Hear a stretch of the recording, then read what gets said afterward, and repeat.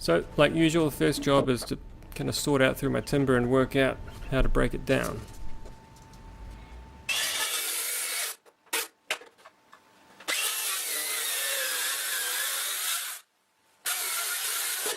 For anyone who didn't see, I've got a new table saw, and this massive sliding table makes it super easy to straighten out a board. Just run it along the sliding table, run it along the fence, and you've got a couple of straight boards. That made it easier to thickness up the timber, and then once that was to the right thickness, I could go back and actually square up the edges with the sliding table and the fence. Really fast way to machine up timber.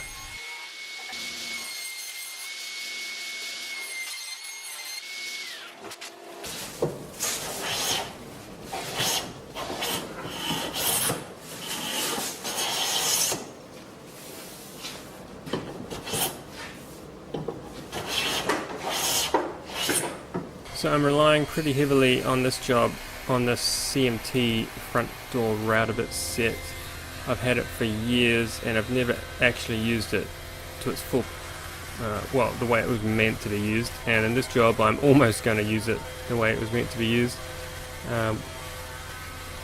It really helped to put this door together, although I still don't find that the coping bit and the style bit, rail and style bit, actually line up all that well. I always get some little issues with the joinery, but it's pretty close.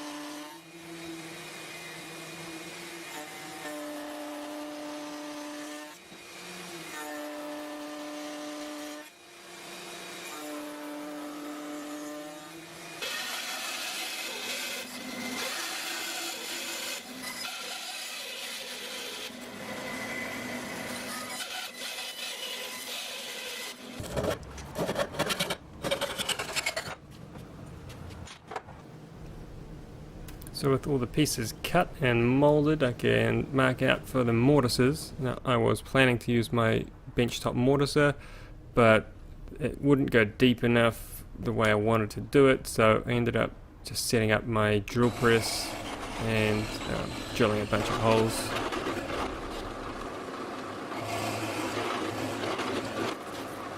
And then I spent the better part of a day cleaning out the however many mortises, 1, 2, 3, 4, 5, 10 mortises.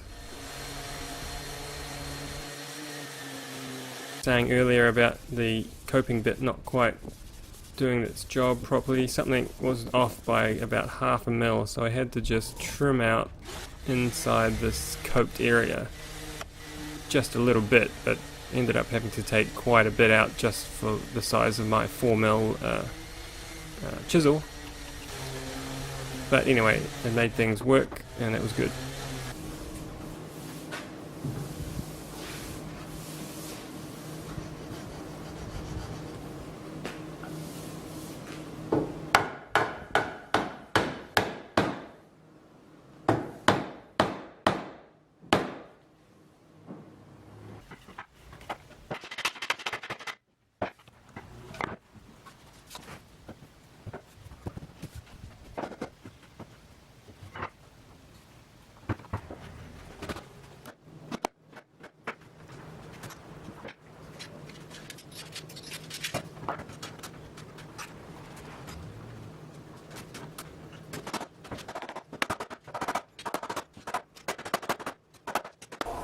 And this big blank is one of the raised panels. It's a beautiful piece of quarter sawn sapelli, and these things machined up really nicely. I was super happy with how it worked, how it machined.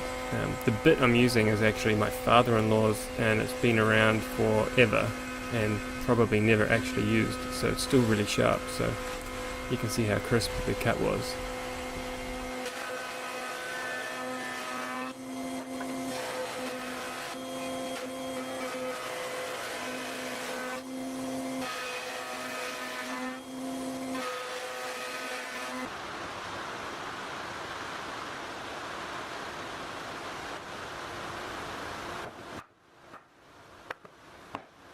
top section of the door having glass panels, I needed to rip off some pieces of the moulding that were integral to the rail and stiles so I could get the glass in.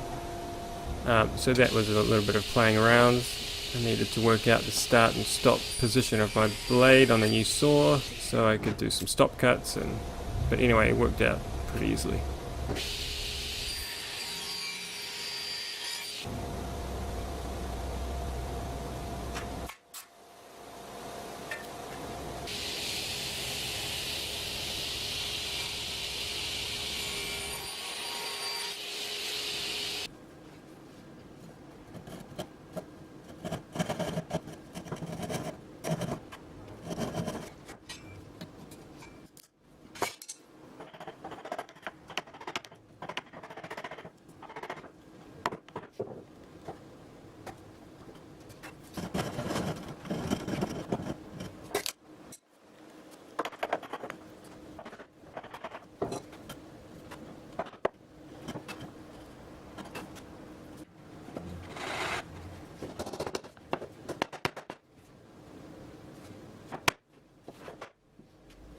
I was originally going to do my best at some Hell tenons or hidden fox wedge tenons, and if anyone saw my Instagram you would have seen that I did some tests and the sapelli was really brittle and splitting way too much, so I ended up just using some epoxy just because I felt like I should put something in there, and then later you'll see I do some through dowels to pin the tenons in place.